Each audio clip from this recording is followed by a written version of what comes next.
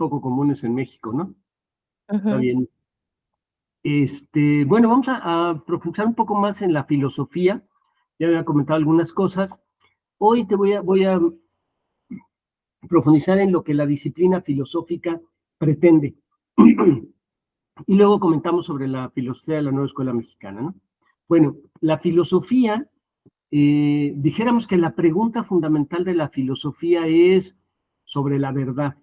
¿Qué es la verdad? Pero la idea de la verdad no entendido solo en un sentido cognoscitivo, sino también en un sentido espiritual. Creer o no creer, en qué creer, ¿no?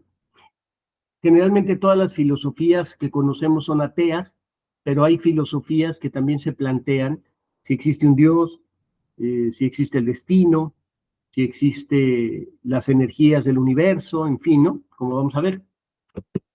Entonces la filosofía en ese sentido, de idea general de la verdad, se divide en tres grandes campos. El epistemológico, que sería propiamente el del conocimiento, la verdad del conocer, cómo conocemos, qué conocimiento realmente es verdadero. Epistemología quiere decir el estudio del conocimiento.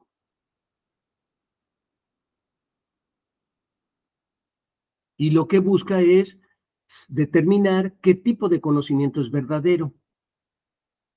Entonces, cuando las ciencias desarrollan sus conocimientos, la epistemología va determinando qué de todo lo que esas ciencias descubren realmente tiene fundamentos válidos. Entonces, hubo más o menos en los 90s, 80s, 90s, todo un desarrollo de la epistemología de la física, de las matemáticas, de la biología, de la química, incluso de las ciencias llamadas sociales, o de las llamadas ciencias sociales, para determinar qué de esos conocimientos son válidos, porque al interior de cada disciplina científica hay varias teorías. ¿Sí? Por ejemplo, en biología, la más conocida es la teoría de Darwin, ¿no? Pero también está la teoría de, oye, un buen nombre, Laplace, ajá, de la evolución desde distintos lugares, pero a nosotros generalmente nos enseñaron la de Darwin. Uh-huh. Entonces, en física igual, existen distintos planteamientos teóricos y por tanto, la epistemología trata de ver de entre todas esas teorías cuál es la más válida o pertinente. El segundo campo de la filosofía es la ética. Y entonces entraríamos al campo de la verdad ética, de los principios verdaderos, ¿no? ¿Qué principios son realmente válidos para la vida en sociedad, para cada tipo de sociedad, ¿no? Entonces, de los tiempos antiguos, los pueblos siempre se plantearon la cuestión de la ética. El primero que la formalizó en Occidente fue Aristóteles, ¿no? Que tiene su libro Ética. Platón ya había hablado de la ética en los diálogos de Platón, y en fin, toda la cuestión grecolatina desarrolló ideas sobre la ética. Ellos acuñaron un concepto que es muy importante, el ethos, E-T-H-O-S, ethos, que lo que quiere decir es, en un espacio-tiempo determinado, cuáles son las formas de convivencia más adecuadas. ¿No? Entonces, por decirlo así, en cada familia hay un ethos. ¿Sí? Cada familia tiene sus reglas, sus normas, sus horarios, en fin, ¿no? Sus principios. Pero la sociedad también tiene un ethos. Una escuela tiene un ethos, ¿no? Entonces, un ethos se refiere a eso y de ahí deriva la palabra ética. En ese espacio, ¿cuáles son los principios más adecuados para que eso, para que en ese espacio se viva de mejor manera y se encuentre la verdad, ¿no? Entonces, fíjate, ya no es la verdad como conocimiento, sino la verdad como forma de vida. La teología también plantea toda una ética, ¿no? Todos los santos, San Agustín, Santo Tomás, San Anselmo, etcétera, o sea, un montón de teólogos hablaron de la ética. Y lo mismo en Oriente, la ética. Uh-huh. Ahorita regreso a Oriente y la epistemología, porque su concepción es muy diferente, ¿no? Pero en el campo de la ética sí existen principios éticos en el pensamiento oriental, en China, en Japón, en la India, ¿no? Y en Mesoamérica también. Para Mesoamérica, por ejemplo, la ética estaba asociada a el valor, porque había guerras, era el valor del guerrero, el valor del sacrificio, es decir, yo voy a la guerra y doy mi vida por, o doy mi vida por los dioses. Doy mi vida en la guerra por mi pueblo, por mi imperio, por mi Tlatoani, ¿no? Doy mi vida por los dioses. Era tan fuerte esta idea de la vida, de dar la vida, de procurar la vida a los demás, que, por ejemplo, las mujeres que morían en el parto, para los mesoamericanos, esas mujeres se convertían en diosas y ocupaban un lugar especial. Porque se supone que habían dado su vida por otra vida. Y todos estos planteamientos de Mesoamérica fueron escritos en varios códices, varios textos, diríamos, ¿no? Para tratar de decir qué es lo realmente importante para la vida. Entonces decíamos, es la guerra y con ella el valor. El valor implica la fuerza, ser fuerte, pero ser fuerte no solo físicamente, sino ser fuerte de corazón. ¿Por qué? Porque ir a la guerra y pelear con otro cuerpo a cuerpo y dar tu vida implica que no te vas a acobardar. Tu corazón no puede flaquear, diríamos, ¿no? Entonces, ahí está una parte. Y eso hacía que, por ejemplo, para los mesoamericanos, el corazón fuera el eje central de la vida. No era el estómago, no era el cerebro. Para el mundo europeo moderno, la base de la vida del hombre es la razón, el cerebro, ¿no? Para Mesoamérica no. Y en esto coincide con el Oriente, con la India. El corazón es fundamental, ¿no? Entonces, para Mesoamérica estaba dado eso y había coloquios filosóficos, filosófico-teológicos, entre los sabios de los distintos pueblos de Mesoamérica, ¿no? Entre los aztecas con los mayas con ellos mismos, etcétera, etcétera. Para el Oriente está la idea del corazón, pero también está la idea de que hay eso que llaman el karma, si has oído hablar del karma, ¿no? De que uno va a, como se dice, se puede revivir, volver a vivir, ¿no? Su alma va a transmigrar, dependiendo de cómo se haya comportado en esta vida, será el cuerpo que ocupe en la siguiente. Y entonces eso supone, pues, que en esta vida tienes que hacer cosas para que el cuerpo en el que tu alma va a transmigrar para seguir viviendo, sea superior, hasta llegar al nirvana, que sería algo así como el paraíso, ¿no? Entonces, para el mundo oriental, sobre todo para la cultura hindú,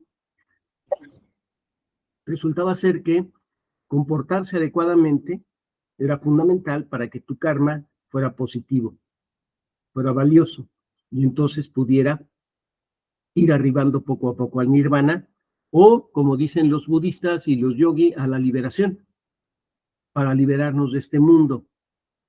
¿Y por qué era importante liberarnos de este mundo? Porque para esa perspectiva, en este mundo prevalece el dolor y el sufrimiento. Y entonces había que romper el círculo del dolor y el sufrimiento, es poder liberarte de ello a partir de comportamientos adecuados. Y los comportamientos adecuados están asociados con, en el caso de algunas religiones, con un dios en lo particular, o los dioses, porque el mundo hindú tiene muchos dioses, o con la idea de algo supremo, superior, que no se llame Dios, pero que es superior. La energía cósmica, la vibración cósmica, etcétera, ¿no? Para los japoneses y los chinos, la idea de lo ético está dado en función del principio de respeto a la naturaleza, pero la naturaleza entendida en sentido amplio. Y entonces, La cuestión del respeto a otro ser humano es porque el otro ser humano pertenece a la naturaleza, ¿no? Para nosotros es a la inversa, para nosotros el ser humano pertenece a la sociedad y por eso lo debemos respetar. Para los chinos y japoneses no, el hombre debe respetarse porque pertenece a la naturaleza y está en su naturaleza hacer sociedad, ¿sí? Los términos están como invertidos. Entonces la filosofía tiene como segundo campo el ético y entonces vemos que en Oriente, aunque no todos los coinciden en llamarle filosofía, hay pensamientos que coinciden con lo filosófico en lo ético, ¿no? Ahorita regreso a lo epistemológico, decía. Y el último punto o el último campo de investigación de la filosofía es la estética, que se orienta a la apreciación de la belleza, la percepción de la belleza. Y por tanto la belleza es sinónimo de verdad, lo bello como lo verdadero. Uh-huh. Por eso ves que a lo largo de la historia, lo feo se asocia con malos pensamientos, malas actitudes, ¿sí? La gente fea, la gente pensaba era mala, porque era fea, ¿no? Eh, Se asocia a la noche, a lo siniestro, ¿no? Todo lo que no es bello no es verdadero y por tanto corresponde al mal. Entonces, la estética no era solo una cuestión de arte, sino era una cuestión de valoración de la vida humana en función de lo bello que hay en esa vida humana. Entonces, por eso los griegos le daban tanta importancia a la belleza y las esculturas, la pintura, etcétera, tenían que ver con lo bello. El mismo cuerpo tenía que ser bello, ¿no? Entonces, al asociar belleza y verdad, se asocian en contraparte fealdad y maldad. Entonces, pues todavía hoy tenemos esos prejuicios, ¿no? Es decir, cuando uno va por la calle y ve a alguien como muy feo, de cierto aspecto, pues procura darle la vuelta, ¿no? O sea, porque uno asocia eso, ¿no? ¿No? Entonces, es muy fuerte esa influencia de belleza, verdad, maldad, fealdad. Hay unos dos libros muy interesantes que escribió Humberto Eco. Uno se llama Historia de la Belleza y el otro se llama Historia de la Fealdad. Si alguna día, creo que en Google a lo mejor los puedes encontrar, si no en alguna biblioteca, porque son caros, pero si algún día puedes hojearlos, revisa el de la fealdad y vas a ver cómo lo grotesco, eh, el ser jorobado, el tener salpullido en la cara, o sea, son factores que hacían a la persona fea o la hacen fea, incluso hoy en día. ¿Me explico? O sea, es muy fuerte la influencia grecolatina en ese sentido, porque cuando vemos a alguien con ciertos rasgos, lo consideramos feo, ¿no? Incluso a veces hasta muy con actitudes racistas, cuando alguien es muy moreno, ese solo hecho hace que no lo consideramos bonito, ¿no? Cuando nace un niño güerito, inmediatamente la gente dice, ay, mira qué bonito, ay, es güerito, ay, tiene ojos azules, ay, o verdes, ¿no? Automáticamente, porque hay una idea de belleza.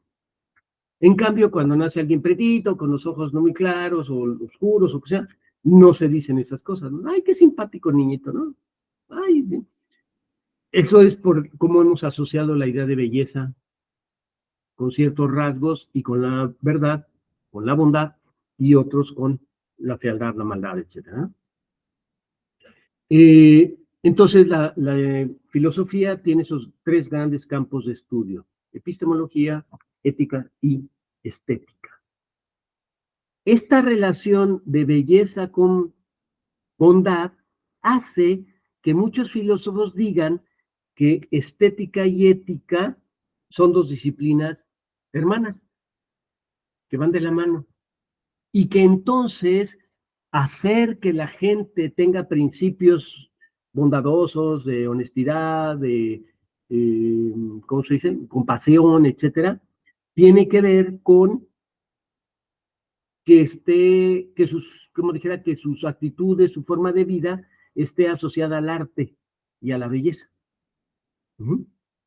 Entonces, resulta ser que ir a los museos, escuchar conciertos de música,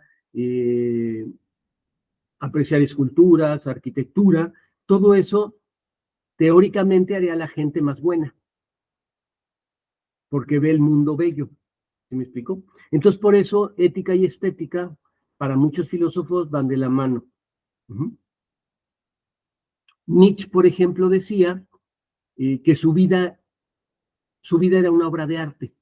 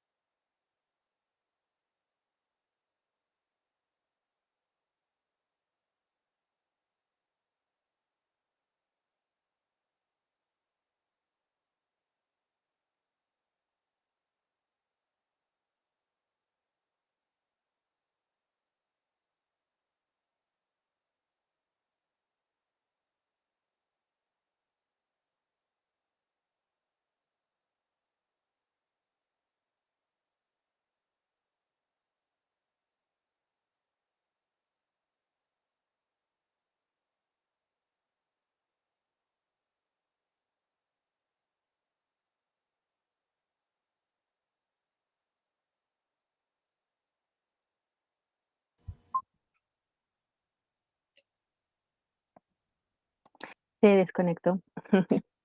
Sí, voy a apagar la cámara igual para que no falle tanto. Ok. Igual si quieres, ¿hasta dónde me escuchaste? Porque ya no supe, se desconectó. Hasta donde había dicho que Nietzsche decía que su vida era una obra de arte. Ah, perfecto. Entonces, la idea de Nietzsche es que la vida de todo ser humano, en esta conjunción ética-estética, era que viviéramos de tal manera que siempre quisiéramos vivir lo mismo. Entonces, vemos muy claramente cómo pensaba que la estética y la ética van juntos, ¿no? Por otro lado, para el Oriente, la ética y la estética también van juntas, pero en un sentido muy diferente. La ética y la estética tienen que ver más bien con la parte espiritual del ser humano. La parte espiritual que conecta con la divinidad, con los dioses, con el cosmos, etcétera, ¿no? Espérame, porque aquí estás, te sale en la pantalla también a ti una consigna ahí. No, a mí no me sale nada en la pantalla.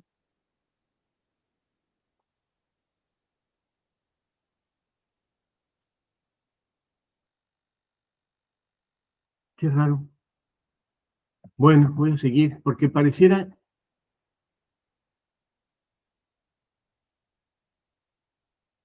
Mira, me voy a desconectar porque hay como una interferencia aquí en mi pantalla y voy a volver a entrar. Ok. ¿Sí?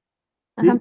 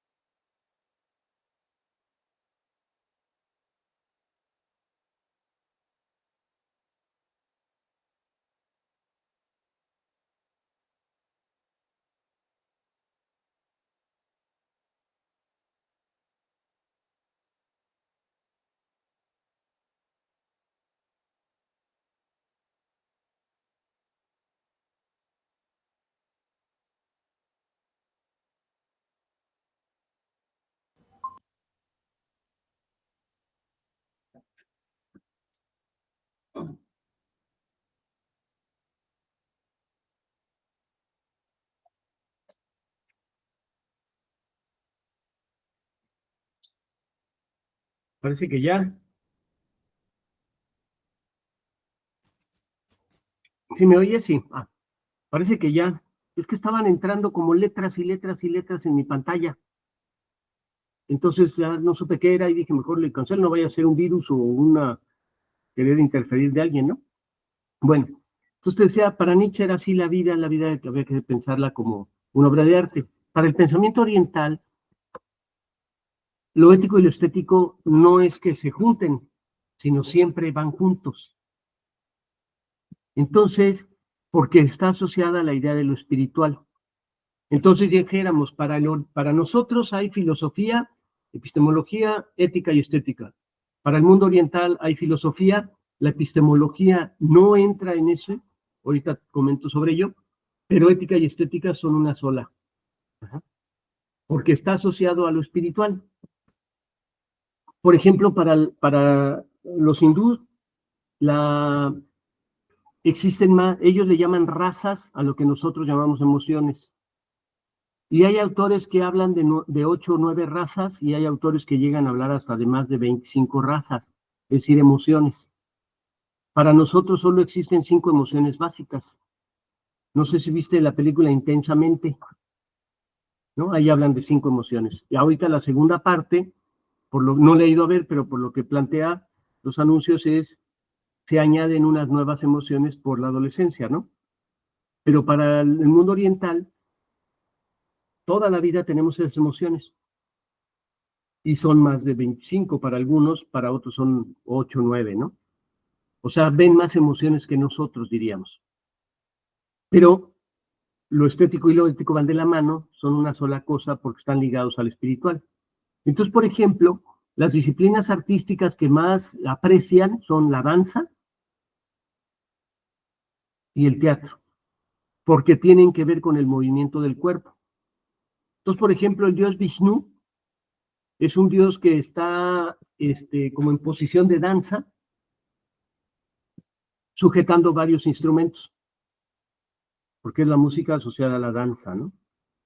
Y no sé si alguna vez has visto danzas hindú, son muy bonitas, el Bhangra es muy bonito, ¿no?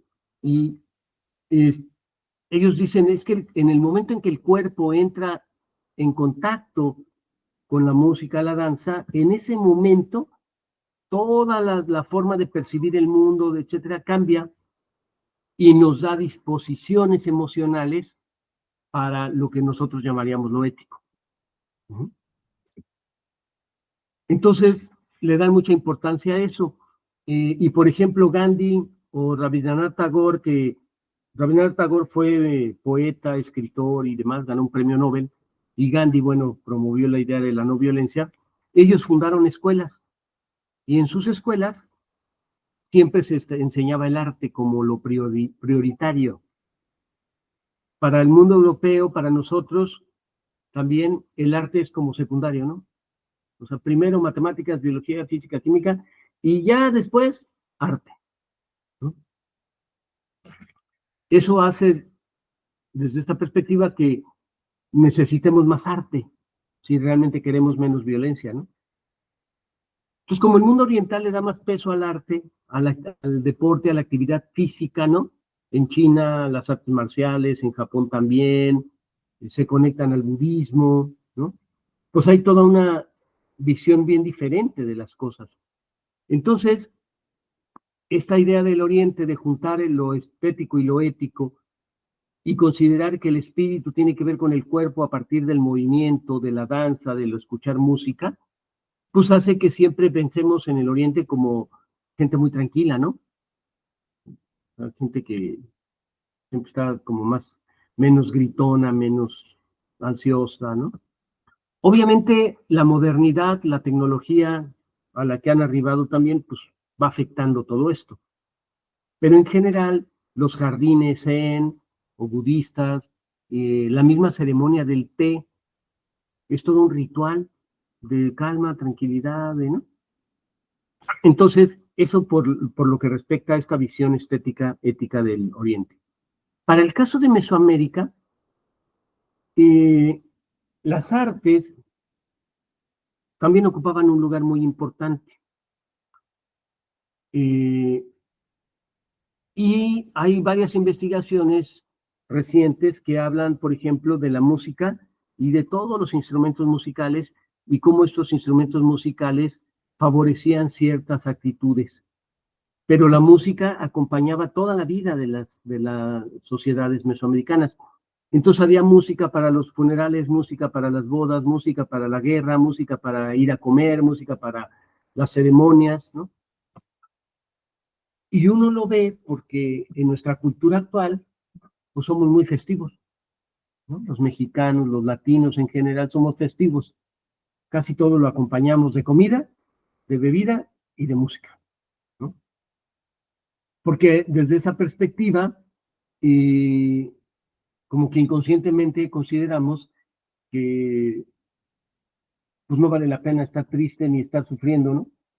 Hasta en los velorios vemos a la gente reír, cantar, bailar, etcétera, ¿no? Para Mesoamérica entonces esto es muy fuerte, pero como Mesoamérica fue conquistada por los españoles, pues la religión católica española tenía otros principios, otros preceptos, la idea del autocastigo, la autoflagelación, etcétera, ¿no? Y se fueron hibridando. Pero en realidad nuestro catolicismo es muy, muy particular, ¿sí? Nuestro catolicismo es muy liberal, diríamos, ¿no? Somos más permisivos en muchas cosas que tienen que ver con nuestras creencias. Entonces, y tenemos un montón de santos como los mesoamericanos tenían de dioses, ¿no? La Virgen María ocupa un lugar muy importante. Entonces cambia un poco esta cuestión, ¿no? Pero está ahí dado en las ceremonias lo estético también. El arte en las iglesias, ¿no? Era muy importante para enseñar la Biblia, para enseñar los evangelios, etcétera, etcétera. Bien. Entonces, todo esto tiene que ver con eso que la filosofía estudia. Vuelvo a lo epistemológico. Para el Oriente no existe una disciplina que se llame epistemología, porque el conocimiento tiene que ver con el interior humano. Y por lo tanto, no requiere ser demostrado como verdadero. Todo conocimiento que tiene que ver con el ser humano y el ser humano lo comprende, automáticamente es verdadero. Entonces no hay que demostrar nada. O sea, no se trata de demostrar si Dios existe, no se trata de demostrar si existe el amor, no se trata de demostrar que estoy equivocado, porque todos tenemos razón, ¿no?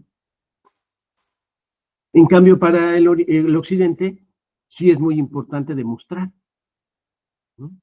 En la escuela, por ejemplo, siempre estás en un error, te equivocaste, corrígelo, vuélvelo a hacer, hasta llegar al conocimiento realmente verdadero. Para el Oriente no existe conocimiento verdadero. Para el Oriente, la gente tiene conocimientos, punto. Pero a lo mejor se equivoca, no se equivoca, porque es su decisión, su pensamiento, su creencia. Entonces no discuten ni debaten sobre estas cosas, ¿no? Nosotros sí, nosotros estamos muy habituados a, incluso entre parejas, a quién tiene la razón. Discutimos para ver quién tiene la razón de algo. Entonces, ahí notamos una diferencia también entre estas perspectivas acerca del conocimiento. Por eso en el Oriente no se habla de epistemología en sentido estricto, ¿no? Y en Occidente sí. Bien, a esos campos se dedica la filosofía. Entonces, ¿cómo notamos que en un plan de estudios hay una visión filosófica? Porque en todo plan de estudios hay aspectos epistemológicos, nos enseñan ciencias, hay aspectos éticos, nos enseñan principios de comportamiento, y hay aspectos estéticos, algo de arte nos enseñan, ¿no? Entonces, el peso que se le da a cada uno de estos elementos es lo que nos hace ver qué es más importante para una determinada corriente pedagógica o para determinado plan de estudios.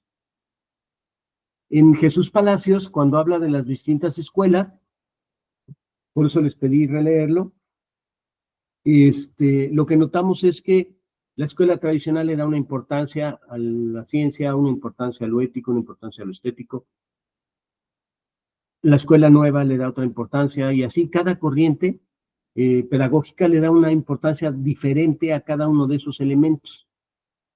Y entonces eso hace que su perspectiva filosófica sea distinta. ¿Sí? Entonces, por eso, cuando la escuela nueva aparece, tú sabes que ha habido mucha polémica de la escuela nueva, ¿no? Desde la cuestión de los temas hasta lo de los libros de texto, ¿no? Que en algunos estados hasta quisieron que se prohibir su difusión. La escuela nueva es un planteamiento diferente de lo que se supone se conoce o se debe de aprender en las escuelas. Tú, en esto que les pedí de revisar la filosofía de la escuela nueva, ¿qué encontraste? De hecho, yo soy maestra de primaria, Ajá. entonces a nosotros nos han dado desde hace año y medio toda la información al respecto de la escuela nueva, desde su filosofía, desde sus Uh-huh, bases teóricas. Entonces, para nosotros, pues es muy similar a lo que tenían en la escuela de los 60, 70, en cuanto a vincular a la comunidad, la importancia de la sociedad en la formación de los niños y de que tienen que estar vinculados, que el aprendizaje se da en comunidad y que tienen que los niños desarrollar trabajos por proyectos que vinculen el aula, la escuela y la comunidad. uh-huh, Y en los proyectos que vienen en los libros de primaria, se busca ante todo eso que trabajen en comunidad los niños. Entonces, para esta nueva escuela, aparte de la importancia de la comunidad, tiene que ver para que desarrollen todos los ejes articuladores que se centran mucho en la formación cívica, ética, eh, y de educación socioemocional, también trae vida saludable. Son uh-huh, como aspectos muy sociales. Le quitaron un poco del peso a la ciencia, a las matemáticas, para dárselo a esas áreas del desarrollo humano. uh-huh. Muy bien. Ah, pues mira, sí, qué bueno que, sí, sí, bueno, aparte de que les estén dando información y demás, qué bueno que se han ido percatando de esto, de esta como comparación con otras propuestas anteriores, ¿no? La escuela nueva viene a ser como un querer meter lo nuevo, la interculturalidad, la complejidad, la interdisciplinariedad, en fin, estos conceptos, con las corrientes de la tradición pedagógica, como bien dices, de los 60, 70 en México. Ya había comentado la cuestión del normalismo, por ejemplo, tú que eres maestro de primaria lo sabes, o sea, la educación normal en México es de una tradición pedagógica enorme, ¿no? O sea, las normales tuvieron un peso muy relevante en la vida educativa de México. Y durante, yo creo que hasta los años, principios de los 90. Después vinieron políticas educativas que les quisieron afectar.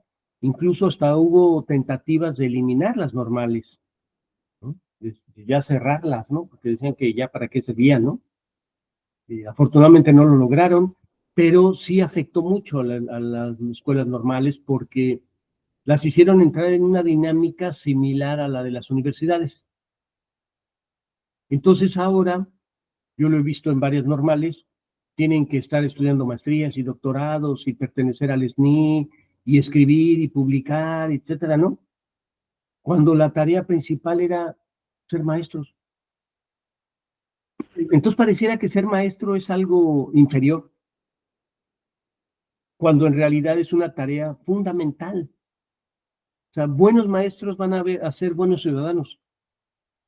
Pero ahora a los normalistas se les pide, te digo, como cualquier maestro universitario, ¿no?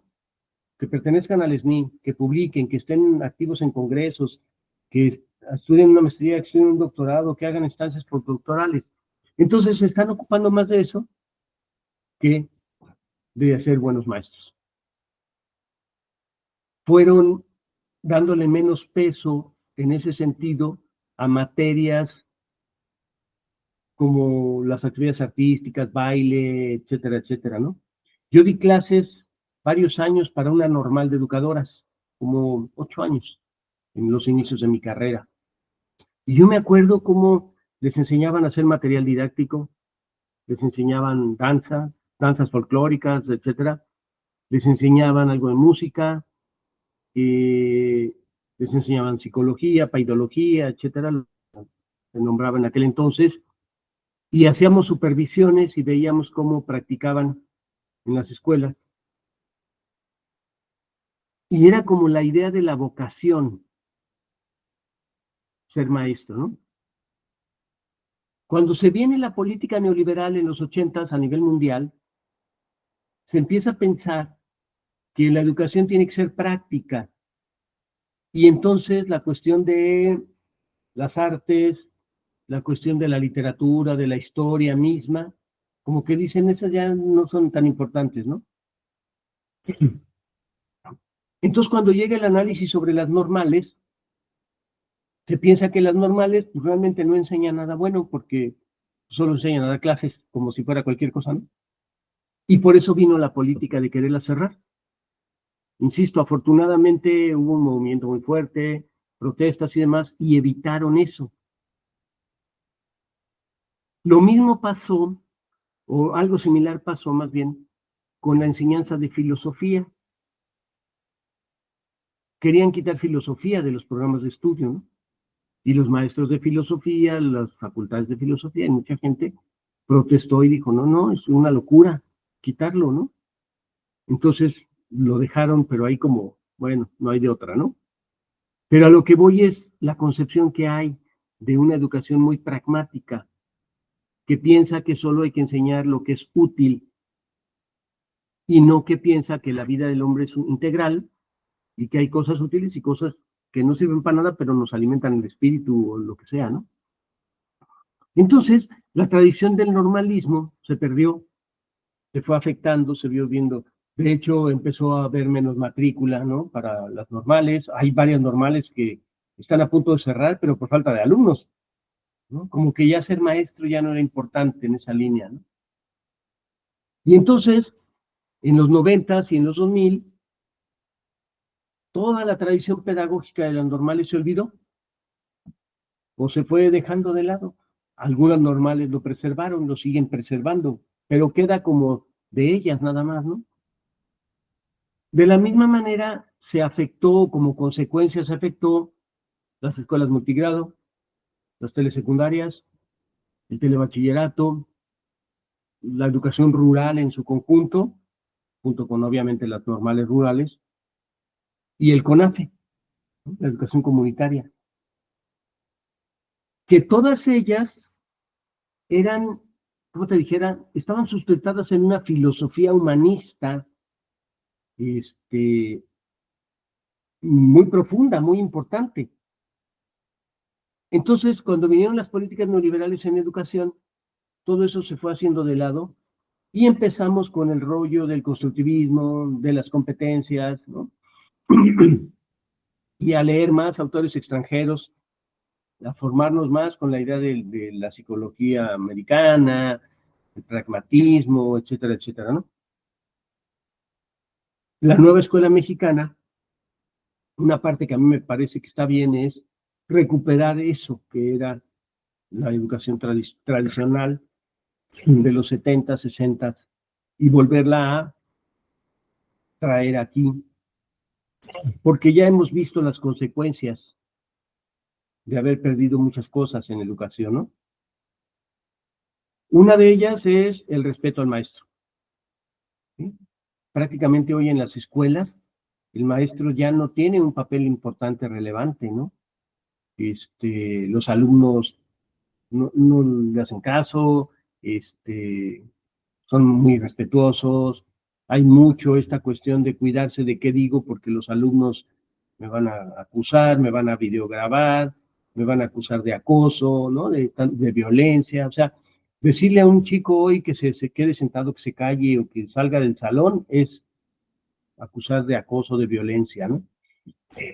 Entonces, todo eso fue porque a lo largo de estos años de competencias, etcétera, se fue perdiendo la idea, por un lado, de que a la escuela te vas a educar también, a formar, a preparar, a aprender. Y por otro lado, porque la familia también fue perdiendo ese peso relevante en la educación de los hijos. Entonces, tú sabes, nuestros papás, nuestros abuelos coincidían en que había que educarnos bien, había que portarnos bien, y que había que portarnos bien en todos lados. Si ibas a otra casa, si ibas a la escuela, los papás le decían a los maestros, si mi hijo se porta mal, me lo castiga. Había algunos que hasta decían, péguele si se porta mal, ¿no? Ahora no. Ahora si a un niño se le llama la atención, el papá va y demanda y quiere ser pleito, y por qué a mi hijo lo castiga, por qué a mi hijo lo trata mal, bueno, hasta por qué mi hijo reprueba, ¿no? Se torna un problema para los maestros. Pero tiene que ver entonces con la educación familiar. ¿De qué principios y valores, yendo a la parte ética de la filosofía, estamos enseñando en las casas como para que los niños o los jóvenes vayan a la escuela sin querer trabajar, quieren estar con el celular, estar platicando, ¿no? Acabo de tener una situación bien, en ese sentido, bien ejemplificadora.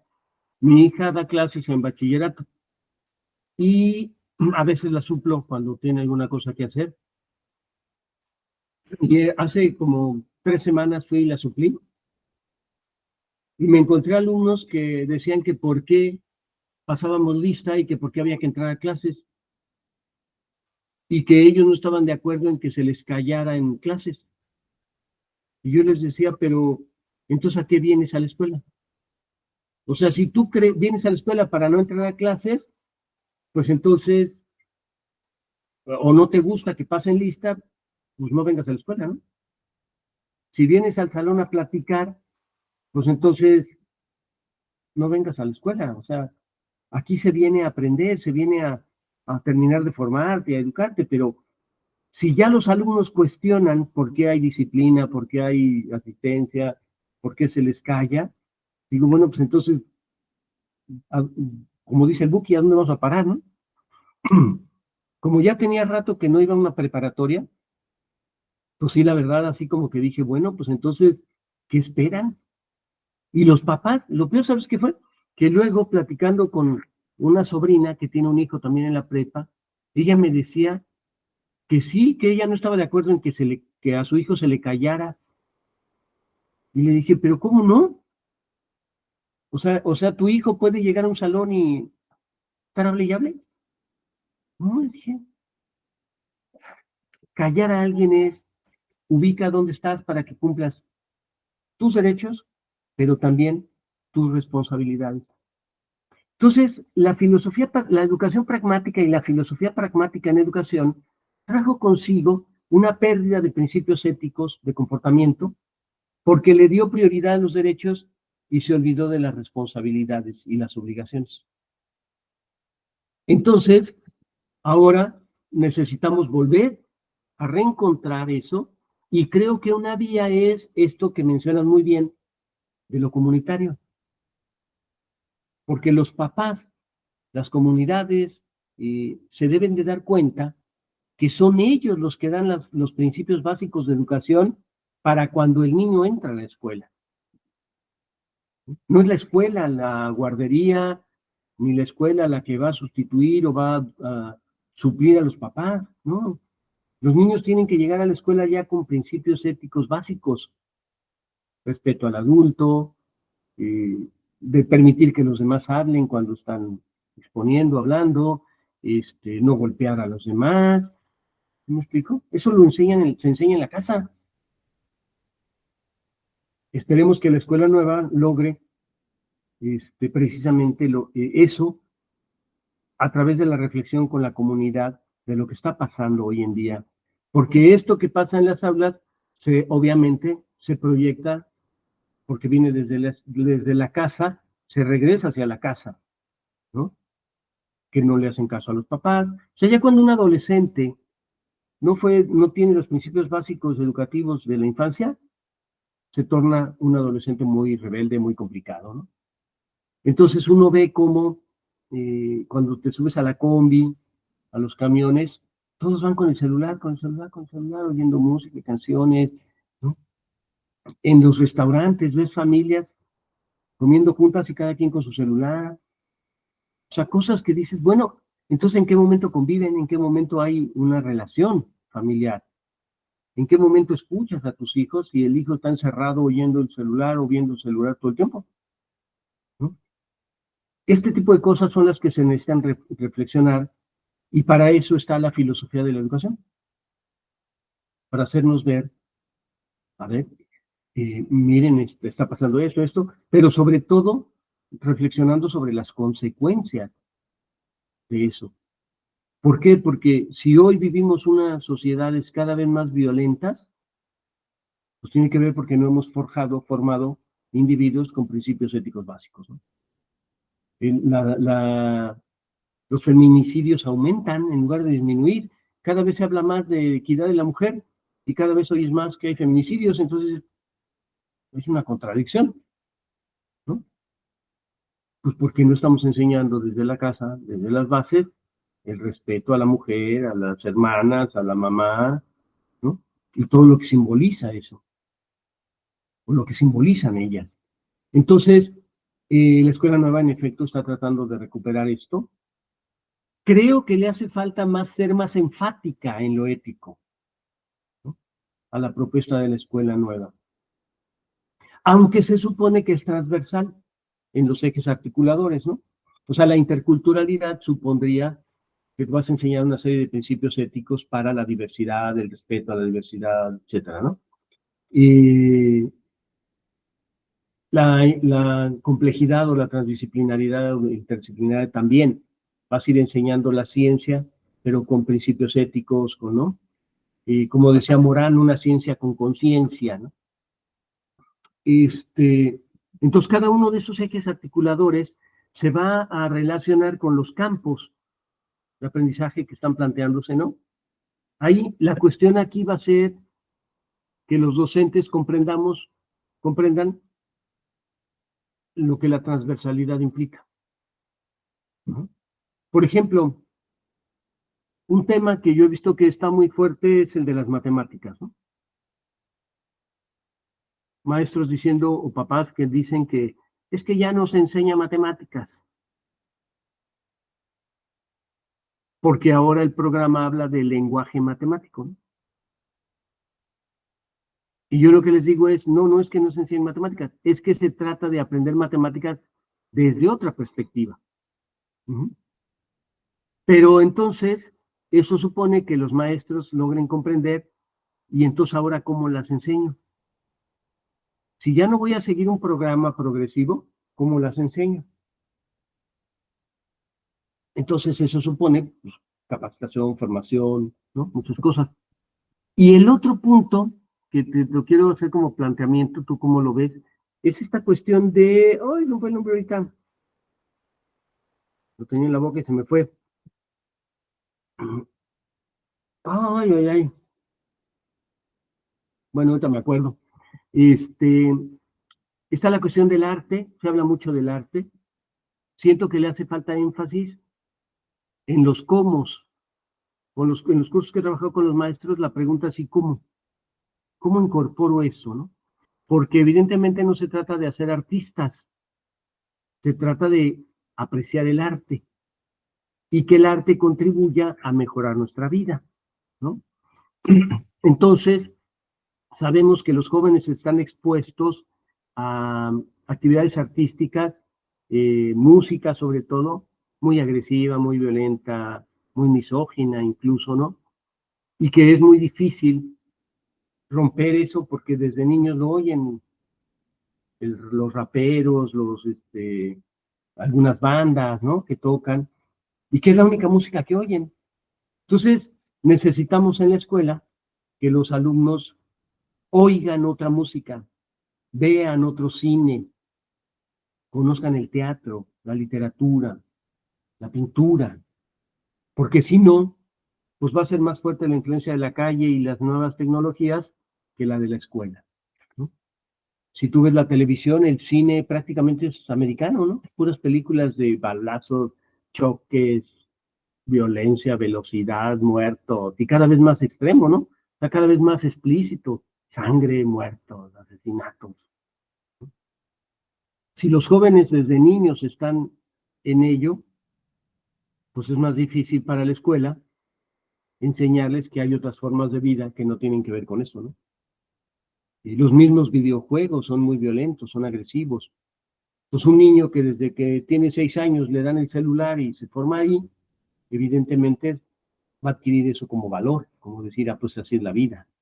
Entonces, hay mucho que hacer en ese sentido. Creo que hace falta enfatizar estas cosas en el planteamiento de la nueva escuela, de por qué fue importante y necesaria la nueva escuela en esa perspectiva, ¿sí? Hay muchos sectores que no han comprendido el asunto, se han ido más porque la sexualidad y esas cosas, ¿no? Que a la gente le preocupan mucho, pero han perdido de vista lo esencial que tiene que ver con una sociedad democrática. Para realmente ser democrática necesita ciudadanos bien formados. Y ciudadanos bien formados quiere decir que son sensibles, que son reflexivos, que son libres. Pero entonces son capaces de escoger las cosas que mejor contribuyen a su formación, a su vida personal, ¿no? Entonces, centrarse solo, por ejemplo, en la cuestión sexual de la nueva propuesta es perder de vista todo lo otro que hay en la enseñanza, en la educación, ¿no? Y no ver que la sexualidad es una parte importante, pero no es el eje nodal de la vida, es una parte de la vida. Y la misma sexualidad depende de esas otras cosas de la vida. Si tú respetas a la mujer o al hombre, si respetas la idea de la maternidad, de los hijos, de la familia, pues evidentemente no vas a pensar en tener sexo todo el tiempo, ¿no? O vas a querer decir, pues no importa si tengo un hijo y al fin hay abortos, o sea, ¿me explico? Porque tienes una idea más integral de lo ético de una vida en sociedad, ¿no? Los embarazos adolescentes siguen en aumento, ¿sí? Cada vez hay más chicas adolescentes embarazadas, ¿no? Y a menor edad, y ya no solo en el campo, ¿no? Antes uno decía, bueno, es que en el campo así es la vida, no, pero ahora en las ciudades está sucediendo. Entonces, sí, en ese sentido hay como muchas tareas que se tendrían que hacer. Desde tu perspectiva, y ahorita me acuerdo de lo que hace rato iba a plantear, desde tu perspectiva, ¿cuáles serían las cuestiones que como maestros, como grupo de maestros tendrían que hacer en una escuela para propiciar que lo que la escuela nueva plantea se lleve a cabo? Y dos, ¿qué aspectos sí consideras que no estás de acuerdo con lo de la nueva escuela? Yo creo que para nosotros como maestros fue muy difícil porque era muchísima información. Y no necesariamente para las nuevas generaciones, tal vez sí, para mí que ya tengo 17 años de servicio, pues no era todo nuevo realmente. Yo ya tenía Ujú, mucha información y hay muchos conceptos que ya se manejan desde el Plan 93. Por ejemplo, el ujú, de interculturalidad, desde el 94 se maneja la interculturalidad en la educación. La ujú. inclusión también la hemos venido manejando desde las reformas anteriores, pero el saturarnos de demasiada información y todo estaba muy disperso. No había nada concreto cuando nos empezaron a dar la formación de la nueva escuela mexicana. Ni siquiera existía un plan y programas formal, sino que nos daban como pedazos para analizar en los consejos técnicos. Y realmente los libros de texto los conocimos hasta ya entrado este ciclo pasado, el 23-24. Y esa fue otro trabajo extra porque son muy extensos, al menos en educación primaria son libros muy extensos que tienen metodologías completamente, eso sí, nuevas para trabajarse y eran muchos. En sexto, Bien, porque me tocó trabajar con sexto de primaria, eran cerca de 160, 140 proyectos a trabajarse en el año. La escuela mexicana nos daba la opción de la autonomía curricular, de que el docente decidiera qué tantos proyectos ver, pero sí son muchos. Y luego vienen todas las dudas de los que, en mi caso, sexto, que van a egresar, con qué proyectos van a egresar los niños, claro, cuál va a ser la diferencia con los de la escuela de al lado.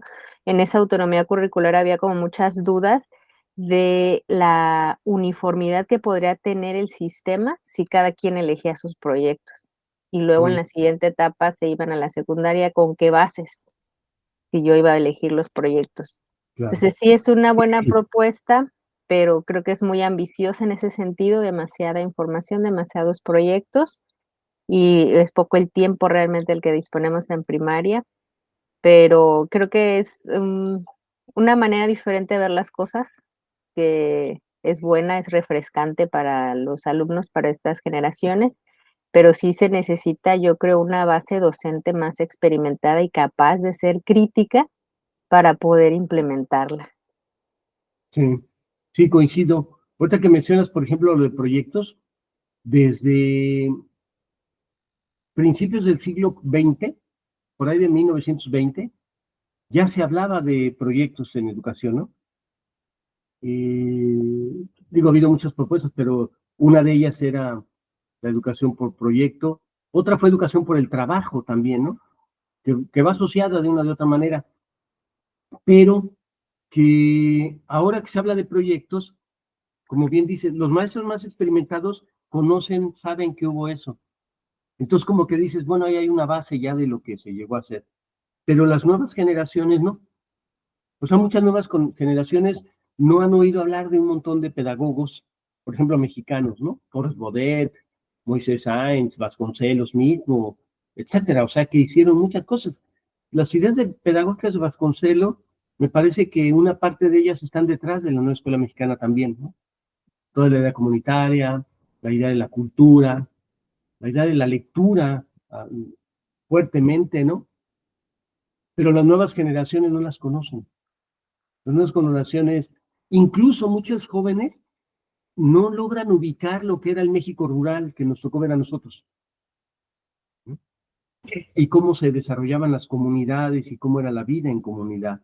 Entonces, como ya están viviendo un mundo muy diferente, se les hace más difícil percatarse de que todo lo que hoy se hace, en algún momento dado antes tuvo bases.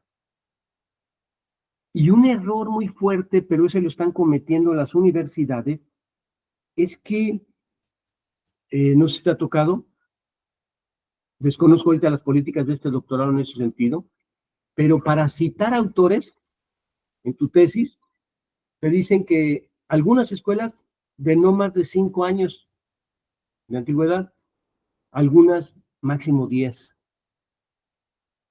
Y yo digo, ¿y todos los autores de los 20, los 30, los 50, si ya no se editan sus libros, ya no pueden ser citados? Si ya no puedes hablar de teorías que vienen desde hace años, que plantearon cosas muy interesantes, pero que ya no puedes citar, porque su libro no se ha editado, ¿no? Me pasó un caso con un alumno de doctorado. Hubo un autor en los 70, un argentino, Alberto Merani, no sé si alguna vez lo oíste hablar, era psicólogo, entonces era conocido en un ámbito. En Argentina hay hasta un instituto de investigaciones, Alberto Merani, porque este profesor, psicólogo y demás, fue muy bueno y escribió mucho y tuvo ideas pedagógicas muy interesantes. Entonces en Argentina, pues hay una tradición ahí de un sector que creó el Instituto Merani para hacer investigación y estudios. Bueno, este alumno estaba planteando lo mismo que Merani, pero él no sabía que existía Merani, nunca lo había leído. Entonces yo le dije, te recomiendo, te aconsejo leerlo, porque estás prácticamente diciendo lo mismo que él. Digo, y no está mal, qué bueno que tú lo digas también, pero él te va a dar otros elementos básicos. Pero ya no lo podía citar, ya no podía hablar de eso, porque pues, los libros de Merani se dejaron de publicar en los 90. ¿No? Entonces, yo digo, esto es muy preocupante porque la nueva escuela mexicana, al plantear recuperar estas ideas pedagógicas, lo que está haciendo es hablar de la tradición, ¿no? Y la palabra tradición significa volver a traer. Pero si ya no puedes citar libros de 2000 para atrás, de 2005 para atrás, entonces te estás perdiendo mucho de la cultura, mucho de los conocimientos que psicólogos educativos, pedagogos, maestros, etcétera, han escrito, ¿no? Hay mucha de los proyectos, por ejemplo, de educación basada en proyectos, hay mucho escrito de años anteriores, pero no lo conocen los maestros. Entonces, está afectando porque, como bien dice, se requiere mucha formación, capacitación, trabajo de las nuevas generaciones de maestros, porque desconocen todo lo que se venía haciendo en años anteriores, ¿no? Y a nosotros nos tocó, bueno, a mí más que a ti, pues soy mayor que tú. A mí me tocó desde los 70, principios de los 80. Yo empecé a dar clases en el 79. Me tocó el conductismo, la microenseñanza, el Piaget, el aprendizaje significativo, el constructivismo, la educación basada en competencias. Y cada reforma era algo diferente, ¿no? Pero además, por mi preparación en la escuela, pues conocí a Freire, a Macarenco, a Torres Bodet, a Vasconcelos, a un montón de pedagogos de antes, pero que yo veía cómo se iban olvidando poco a poco, y ahora cuando hablas de competencias, pues ninguno de ellos entra, ¿no? Entonces, pareciera de repente que la educación se volvió moda. Ahora está de moda esto, pues ahora no. Y los maestros noveles o jóvenes, pues también se dejan enganchar por esto y ya no leen y buscan algo antes. Yo creo que una cuestión también de la escuela nueva, del planteamiento de las autoridades para lo de la escuela nueva es, tendrían que recuperar documentos, trabajos, libros y abrir ahí un espacio para que los maestros fueran revisando y conociendo, ¿no? Pero tenemos el gran problema de la información. Demasiada información hay, ¿no? Thomas Eliot, un poeta inglés, decía que ¿dónde está el conocimiento que hemos perdido en información? ¿Dónde está la sabiduría que hemos perdido en conocimiento? Porque en efecto es un bombardeo. O sea, uno pone en Google algo y ahí te dice, ¿no? No sé, 120,000 referencias, ¿no? Etcétera, de un tópico, de algo que le preguntas o que anotas en Google, ¿no? Entonces dice uno, pues sí, y de todo eso, ¿qué es lo que hay que leer? De toda esa información. Pero necesitamos esa reflexión y esa crítica para saber escoger qué de todo lo que me están poniendo vale la pena leer, cómo lo voy a ordenar, por dónde voy a empezar. Y luego de leerlo es reflexionarlo, analizarlo, etcétera, para que se vuelva conocimiento, ¿no? Y con los años experiencia que lleve a sabiduría. Pero la sociedad moderna es muy rápida. Entonces es un asunto complicado, delicado. La escuela también, la misma escuela nueva no ha logrado superar en el sentido del tiempo. Lo intenta en la cuestión de la evaluación, de decir, pues, los niños no tienen que aprender a leer y escribir el primer año, es algo gradual, ¿no? Pero evidentemente tienen que aprender a lo largo de 6 años. Entonces, y los maestros no tenemos el tiempo a veces para estar investigando, preparándonos, preparando clases, porque nos piden una cosa, nos piden otra. O sea, administrativamente al maestro se le pide mucho hoy en día. Entonces, la parte pedagógica la ha olvidado. Y si el maestro además es investigador y tiene un doctorado o está haciendo el doctorado, pues menos tiempo tiene para preparar clases. Antes era, tu tiempo es preparar clases. Y ahora no. Ahora tienes que hacer un montón de cosas y dentro de ellas preparar clases, ¿no? Entonces se torna realmente complicado y si la escuela nueva o las autoridades más bien no logran visualizar eso, va a ser más complicado todavía que se pueda concretar la escuela nueva, ¿no? Ahorita 6 años y apenas van iniciando, ¿no? En preparatoria lo echaron para atrás, ¿no? En educación media superior dijeron no, todavía no, cuando ya parecía que iba a arrancar este año también, se va para atrás, ¿no? Entonces pasa el tiempo y pues las generaciones van con esquemas viejos, los maestros mismos con esquemas viejos, ¿no? En preparatoria, que yo trabajo mucho con maestros de preparatoria, como una semana antes de inicio de clases, les dijeron que siempre no. Y todos los maestros estuvieron haciendo planeaciones para escuela nueva y para versión antigua, ¿no? ¿Por qué? Porque hay materias que desaparecen, porque hay materias de menos horas, porque cambian semestres de materias, en fin, ¿no? Entonces, pues, fue un caos también que a la hora de la hora te dijeran, no, pues siempre esto no, vamos a seguir con lo de antes, ¿no? Esas cuestiones de política educativa creo que son las que se tienen que cuidar mucho y fortalecer la formación de los maestros, ¿no? Bueno, mira, vamos a hacer lo siguiente. Te voy a dar unos 10 minutitos para que hagas un cuadro en Word o en PowerPoint, no importa, que hagas un cuadro en el que pongas en una columna 3 aspectos o principios de la escuela nueva y de este lado pongas qué aspecto de la filosofía crees que es el que tiene que ver con ese ámbito de la escuela nueva, ¿sí? Con 3 que hagas a manera de ejemplo. Y entonces ahorita que regresemos, lo subes como presentación y lo vamos comentando, ¿sale? De los aspectos de la filosofía como los campos, epistemología, Sí, ética como y los ciencia. campos, Okey, ¿vale? sí, sí, Órale, pues. Nos vemos, ahorita son la 1:20 a la 1:30, okey, ¿vale? Órale, pues. sí. Ahorita nos vemos.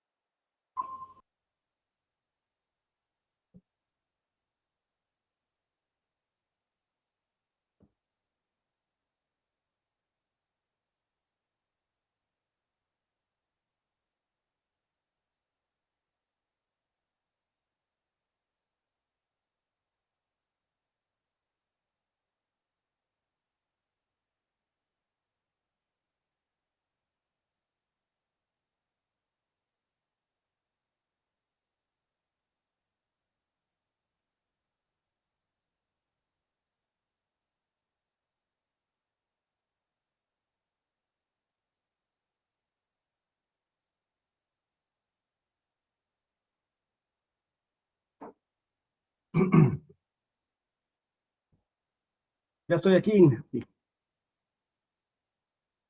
¿Listo? Listo.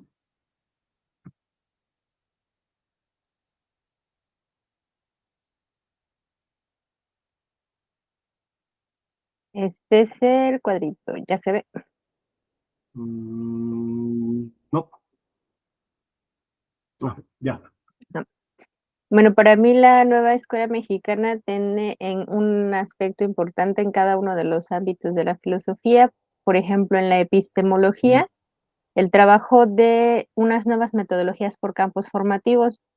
Sí. Cada campo formativo tiene su metodología. Una que es muy novedosa y que me gusta mucho es la del STEAM, con enfoque de ciencia, tecnología y arte, que se trabaja de unos años para acá.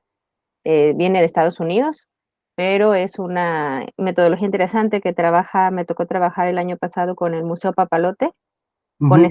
un diplomado de esta metodología y es muy multidisciplinaria y tiene que ver ¿Cómo se con llama, perdón?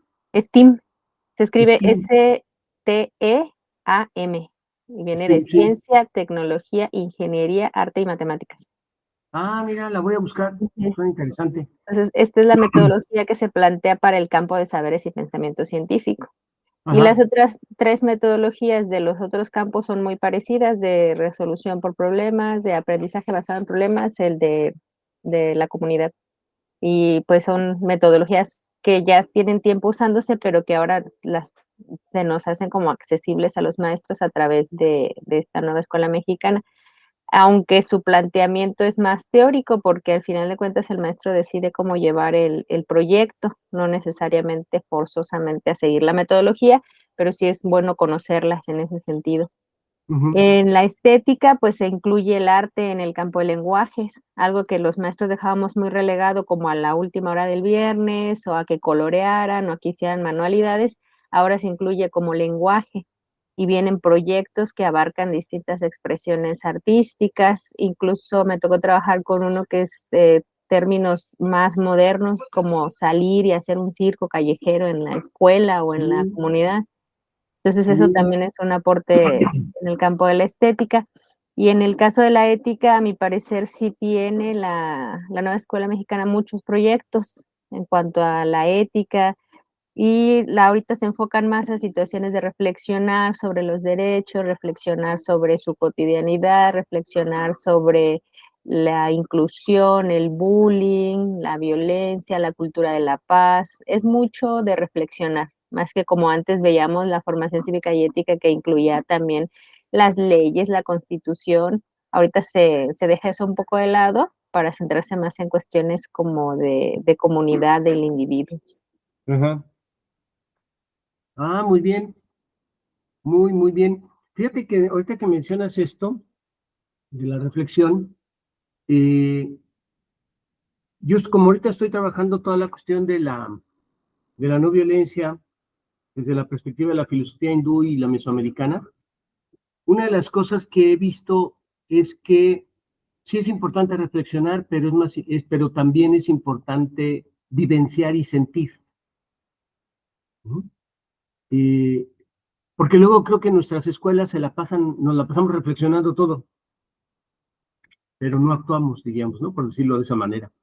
Lo del teatro, por ejemplo, es muy importante, porque hace vivenciar de diferente manera. Y entonces las obras de teatro que se representan pueden abordar los mismos temas de lo ético. ¿Me explico? Pero entonces, ya no tanto para reflexionarlos, sino para ver qué sentimos. ¿Se me explicó? ¿Qué percibimos de eso? Parte de la problemática, te digo, desde mi perspectiva, es que como le damos mucho peso a la razón, nos interesa mucho reflexionar, pero la cuestión emocional, la verdadera formación emocional tiene que ver con vivenciarlo, vivirlo, sentirlo, ¿no? Y en eso coinciden mucho los mesoamericanos con los hindús, esto que te decía, los razas, las emociones, es cuando algo a mí me impacta, cuando algo a mí me mueve realmente, ni lo pienso, simplemente lo vivo de otra manera y me da un gusto. Es como comer algo que te gusta mucho, ¿no? Lo disfrutas simplemente y lo quieres volver a vivir, ¿no? Entonces, la experiencia estética, en ese sentido amplio de percibir el arte en general, tiene que ver precisamente con vivenciar de otra manera las cosas, de tal manera que quieras volver a repetir la experiencia, ¿no? El Papalote Museo del Niño y el Universum en UNAM son dos museos que rompieron sus esquemas básicos clásicos de museo, porque ahí la gente sí puede tocar, pero porque la idea es esa.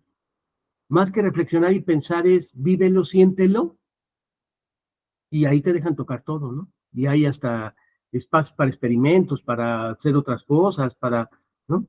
Entonces, cuando los niños van y pintan, los niños van y gritan, los niños van y juegan, los niños van y hacen teatro, los niños leen y platican de un poema, de un cuento, etcétera,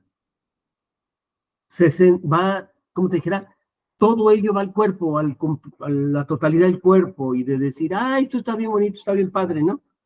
¿Por qué o qué? No, no importa. Lo importante es vivo de otra manera, lo siento de otra manera, y entonces estoy más dispuesto a querer que eso continúe. De hecho, vamos a tener un simposio el 9 y 10 de octubre, aquí en la ENES UNAM, para ver precisamente todo esto que llevamos de avance de la investigación en relación a las disposiciones. ¿Qué cosas hacen que yo esté dispuesto a mejor querer hacer cosas no violentas a preferir la violencia? Y está atravesado por el arte, por la música, la poesía, el teatro, la danza, ¿no? De sentir, vivir de otra manera las cosas. Pero lo que estamos viendo mucho en el equipo es que caemos también mucho hay que reflexionar, hay que analizar. Y de repente decimos, no, es que nos la hemos pasado analizando, reflexionando. Necesitamos vivirlo de otra manera, sentirlo de otra manera, ¿no? Pero bueno, ahí está precisamente parte de la discusión, diríamos, entre distintas concepciones de cómo hacer las cosas y de cómo hacer que la educación realmente movilice a la gente para actuar de otra manera, ¿no? Porque también en la sociedad actual, tú lo sabes muy bien, hay como muchos discursos. La gente dice cosas aunque no las sienta, ¿no? Porque es políticamente incorrecto, porque no está bien que te lo oigan decir. Entonces, hoy en día, pues nadie te va a decir que las mujeres son inferiores. Nadie te lo va a decir, aunque en el fondo lo piense, ¿no? Pero sabe racionalmente que tiene que decir otras cosas. Los políticos no se digan, ¿no? Mienten muy fácilmente, ¿no? Entonces, la cuestión es precisamente, ¿y cómo hago que realmente lo sienta y no que lo diga, sino que actúe de otra manera, independientemente de lo que diga, ¿no? Porque el discurso, pues es muy fácil decirlo, expresarlo, ¿no? Entonces, esa parte, por ejemplo, me parece